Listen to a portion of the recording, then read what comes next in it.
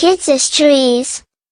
ایک دفعہ کا ذکر ہے، جادوئی سلطنت میں ایک عقلمند شہزادی رہتی تھی جس کا نام صوفیہ تھا۔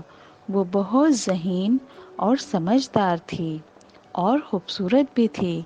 صوفیہ نے اپنے بزرگوں سے کئی قصے اور کہانیاں سن رکھی تھیں، جن میں سے ایک کہانی تھی گولڈن فلاور کی۔ صوفیہ کو یہ کہانی بہت پسند تھی۔ اس نے کئی بار اپنی ماں سے کہانی سنی تھی اور اس کی ماں نے کہا تھا یہ ایک سچی کہانی ہے، اور یہ کہ گولڈن فلاور ایک ایسا پھول ہے جو اپنے مالک کو ابدی جوانی اور خوبصورتی دیتا ہے۔ یہی وجہ تھی کہ صوفیہ نے دل میں فیصلہ کیا کہ جب وہ بڑی ہوگی تو اس سنہری پھول کو ضرور تلاش کرے گی۔ یہی خواہش دل میں لے کر صوفیہ بڑی ہوئی۔ ایک دن صوفیہ اپنے باغات کی سیر کر رہی تھی، تبھی اسے ایک پھول پر ایک خوبصورت تتلی نظر آئی۔ صوفیہ کو وہ بہت خوبصورت لگی۔ صوفیہ نے جیسے ہی اسے پکڑنا چاہا تو وہ اڑنے لگی اور تتلی کے سنہری پروں سے سنہری ڈسٹ جھڑنے لگی اور پھولوں پر گرنے لگی۔ جب صوفیہ نے یہ سب دیکھا تو اسے فوراً گولڈن فلاور کا خیال آیا اور بے ساختہ اس کی زبان سے نکلا، اوہ گولڈن فلاور! یہ کہنا تھا کہ تتلی صوفیہ کے ارد گرد منڈلانے لگی اور تتلی کے پروں سے گولڈن ڈسٹ صوفیہ پر جھڑنے لگی۔ صوفیہ سمجھ گئی کہ اب وقت آ گیا ہے کہ گولڈن فلاور کو تلاش کیا جائے۔ اس نے اپنے والد کنگ سے اجازت لی اور پھول کی تلاش میں نکل پڑی۔ اسے یہ جان کر حیرت ہوئی کہ وہی سنہری تتلی اس کے ساتھ تھی اور وہ صوفیہ کی صحیح سمت میں رہنمائی بھی کر رہی تھی۔ صوفیہ پیچھے پیچھے اور تتلی آگے آگے۔ اس تتلی کی یہ خاصیت تھی کہ جب رات ہوتی تو اس کے پر اور سائز بڑا ہو جاتا اور وہ روشن ہو جاتی، جس کی وجہ سے صوفیہ کو راستہ صاف دکھائی دیتا۔ صوفیہ کا سفر بہت کٹھن ہوتا جا رہا تھا، مگر وہ ہمت کے ساتھ اور پکے ارادے کے ساتھ مسلسل سفر کر رہی تھی۔ اس نے بڑے بڑے دریاؤں کو عبور کیا اور اونچے اونچے پہاڑوں پر چڑھی اور گھنے جنگلات میں سفر کیا۔ راستے میں کئی لوگوں سے صوفیہ کا سامنا ہوا، اور جب صوفیہ نے اپنے سفر کرنے اور گولڈن فلاور کو حاصل کرنے کے بارے میں بتایا تو کئی لوگوں نے صوفیہ کو منع کیا کہ وہ ایسا نہ کرے، کیونکہ وہ راستہ بہت کٹھن اور دشوار ہے، لہٰذا وہ گھر لوٹ جائے۔ لیکن صوفیہ نے ان کی بات نہ مانی۔ سنہری پھول کو حاصل کرنے کی خواہش اور شدید بڑھ گئی۔ جب وہ پہاڑوں سے اتر رہی تھی تو اسے ایک غار نظر آیا۔ اس غار سے روشنی بھی نظر آ رہی تھی۔ صوفیہ نے دیکھا اس کی ساتھی سنہری تتلی تیزی سے غار کی طرف اڑ رہی ہے۔ صوفیہ کو لگا شاید گولڈن فلاور یہیں پر ہے۔ صوفیہ بہت خوش ہوئی اور وہ بھی تیزی کے ساتھ غار کی طرف بھاگتی ہے۔ سنہری تتلی اور صوفیہ دونوں اب غار کے اندر موجود تھیں۔ تھوڑی ہی دیر میں صوفیہ کے ساتھ اڑتی تتلی ایک خوبصورت لڑکی بن جاتی ہے، جس کے سنہری لباس اسے اور بھی خوبصورت بنا رہا ہوتا ہے۔ صوفیہ بہت نڈر اور بہادر تھی، وہ یہ سب دیکھ کر بالکل خوفزدہ نہیں ہوتی۔ تبھی صوفیہ کو ایک بھاری آواز آتی ہے، تم آ گئی صوفیہ! مجھے معلوم تھا تم ضرور آؤ گی۔ پھر روشنی تیز اور بہت تیز ہو جاتی ہے، اتنی کہ صوفیہ آنکھیں بند کر لیتی ہے، اور پھر جب روشنی آہستہ آہستہ کم ہوتی ہے تو صوفیہ اپنی آنکھیں کھولتی ہے۔ اس کے سامنے ایک بوڑھا جادوگر موجود ہوتا ہے، جس کے گلے میں کئی رنگ کی مالائیں ہوتی ہیں اور ہاتھوں میں کئی قسم کی انگوٹھیاں ہوتی ہیں۔ اس کے دوسرے ہاتھ میں ایک چھڑی بھی موجود تھی۔ صوفیہ سمجھ جاتی ہے کہ وہ ایک جادوگر ہے۔ صوفیہ اس سے پوچھتی ہے کہ کیا اس نے صوفیہ کو یہاں بلایا ہے؟ جادوگر بہت نرمی سے صوفیہ کی بات کا جواب دیتا ہے کہ ہاں، میں نے ہی تمہیں یہاں بلایا ہے، اور یہ سنہری تتلی میری ہی شاگرد ہے، لیکن اب یہ تمہارے ساتھ سفر نہیں کر سکتی۔ اس کا سفر تمہارے ساتھ بس یہیں تک تھا۔ مجھے معلوم ہے تم ہر حال میں گولڈن فلاور کو حاصل کرنا چاہتی ہو، لیکن اب اس کام کے لیے تمہیں اکیلے ہی سفر کرنا ہوگا۔ تمہیں مشرق کی سمت چلنا ہوگا۔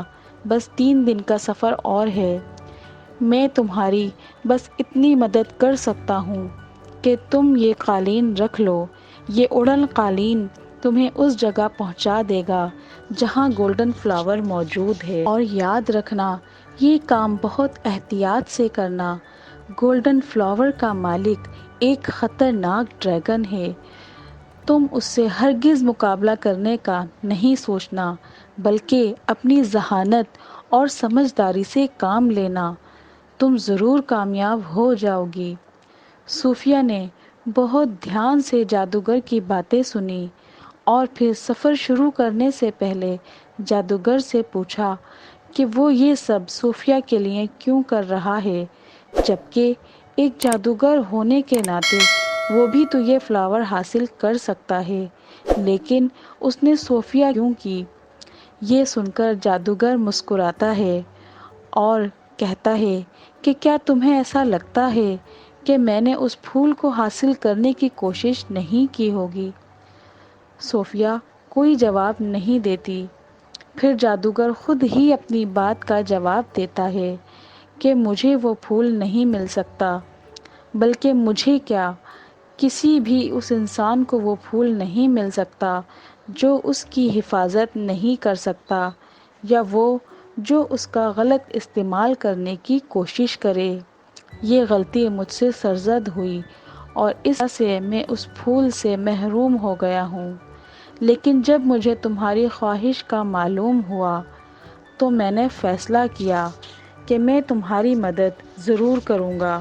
اسی لیے میں تمہاری سلطنت میں بھیس بدل کر گیا، تمہارے بارے میں سب معلومات حاصل کی، تو مجھے یقین ہو گیا کہ تم ہی وہ لڑکی ہو جو پوری ایمانداری کے ساتھ پھول کی حفاظت کر سکتی ہو۔ مجھے اب اس پھول کو حاصل کرنے کی کوئی خواہش نہیں، بس میں یہ چاہتا ہوں کہ وہ اچھے ہاتھوں میں چلا جائے تاکہ پھول کی حفاظت ہو سکے، کیونکہ 100 سال بعد پھول کی جگہ کو بدلنا ہوتا ہے، اور اگر ایسا نہیں ہوگا تو پھول کی خاصیت جو اپنے مالک کو جوان اور خوبصورت بناتی ہے وہ ختم ہو جائے گی اور پھول مرجھا جائے گا، یا اگر کوئی اس کا غلط استعمال کرے گا تو پھول واپس ڈریگن کے پاس آ جائے گا، اور پھر 100 سال تک کبھی کسی کو نہیں ملے گا۔ صوفیہ جادوگر سے وعدہ کرتی ہے کہ وہ اس کی ہر بات پر عمل کرے گی، اور اپنا سفر اڑن قالین پر شروع کرتی ہے۔ قالین بجلی کی سی تیزی کے ساتھ صوفیہ کو لے کر اڑتا ہے، اور ٹھیک 3 دن بعد صوفیہ ایک خوبصورت گارڈن میں پہنچ جاتی ہے۔ صوفیہ جیسے ہی گارڈن میں پہنچتی ہے، ایک دم تیز ہوا چلنی شروع ہو جاتی ہے، اور صوفیہ دیکھتی ہے کہ ہوا میں کوئی بہت بھاری بھرکم وجود ہے جو سیدھا زمین کی طرف آ رہا ہے۔ صوفیہ تھوڑا پیچھے ہٹتی ہے تو وہ دیکھتی ہے کہ وہ وجود زمین پر آ چکا ہے۔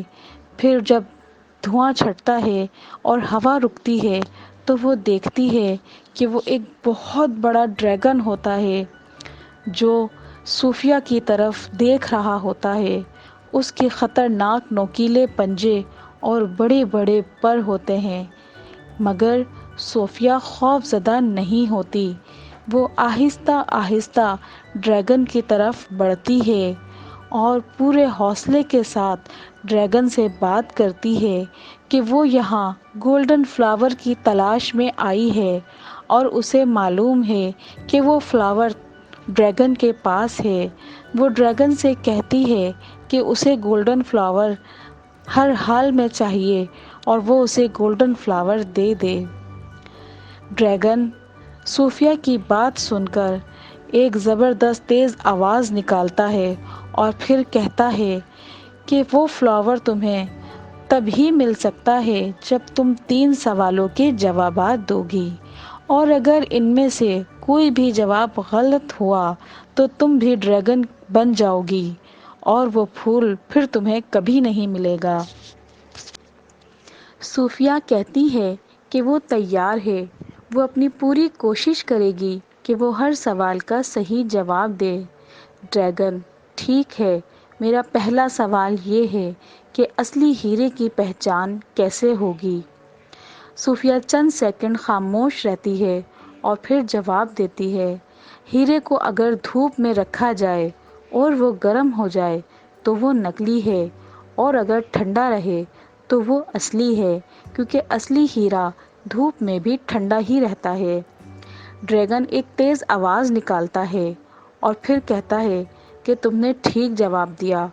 اب میرا دوسرا سوال یہ ہے کہ قوس قزح کے رنگوں میں سب سے خوبصورت رنگ کون سا ہوتا ہے؟ صوفیہ کے ذہن میں قوس قزح کے رنگ آتے ہیں اور وہ سوچتی ہے، لال، نہیں نیلا، نہیں گلابی، نہیں بنفشی، اور پھر مسکراتی ہے اور کہتی ہے، قوس قزح کے تو سب رنگ ہی بہت خوبصورت ہوتے ہیں۔ ڈریگن منہ سے پھر تیز آواز نکالتا ہے اور کہتا ہے کہ تم نے ٹھیک جواب دیا۔ اب میرے آخری سوال کا جواب دو اور دھیان سے دینا۔ آسمان پر کتنے تارے ہوتے ہیں؟ صوفیہ جھوم ہی جاتی ہے اور کہتی ہے، جتنے آپ کے جسم پر بال، اور اس سوال کا جواب دیتے ہوئے وہ بالکل بھی پریشان نہیں تھی۔ ڈریگن ایک تیز آواز منہ سے نکالتا ہے اور ہر طرف دھواں دھواں پھیل جاتا ہے، اور جب دھواں چھٹتا ہے تو اس کے سامنے ایک خوبصورت نوجوان موجود ہوتا ہے جو صوفیہ کی طرف دیکھ کر مسکرا رہا ہوتا ہے۔ صوفیہ تھوڑی حیران اور کچھ پریشان سی ہوتی ہے۔ نوجوان کہتا ہے، گھبراؤ نہیں، یہ جادوئی طاقت مجھے اس فلاور کی وجہ سے ہی ملی ہے۔ میں جب چاہوں ڈریگن بن سکتا ہوں اور جب چاہے انسان۔ لیکن اگر تم سوالوں کے جواب صحیح نہ دیتی تو تم مستقل ڈریگن بن جاتی۔ لیکن تم واقعی بہت سچی، سمجھدار اور ذہین لڑکی ہو۔ تم نے میرے تمام سوالوں کے ٹھیک ٹھیک جوابات دیے۔ تم حقدار ہو اس بات کی کہ تمہیں گولڈن فلاور دے دیا جائے۔ اور پھر وہ نوجوان گولڈن فلاور صوفیہ کو تھما دیتا ہے۔ صوفیہ کی خوشی کا کوئی ٹھکانہ نہیں تھا، وہ بہت خوش تھی۔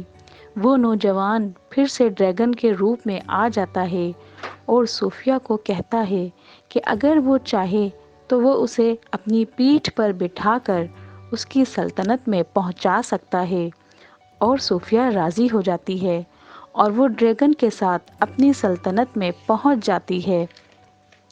سلطنت میں صوفیہ کی کامیابی کی واپسی پر بہت جشن منایا جاتا ہے اور پھول کو باغ میں رکھ دیا جاتا ہے، جہاں پر سلطنت کے لوگ پھول کو دیکھ کر بہت خوشی اور اطمینان محسوس کرتے ہیں، اور صوفیہ کی بہادری اور سمجھداری کے چرچے ہونے لگتے ہیں، اور یہ افسانوی کہانی کئی نسلوں تک یاد رکھی جاتی ہے۔ تو بچوں، کیسی لگی کہانی؟ یقیناً اچھی تھی نا؟ تو پھر جلدی ہمارے چینل کو لائک کریں، سبسکرائب کریں اور شیئر کریں، تاکہ ہم آپ کے لیے اچھی اچھی کہانیاں لاتے رہیں کڈس اسٹوریز پر۔ تب تک کے لیے بائے بائے۔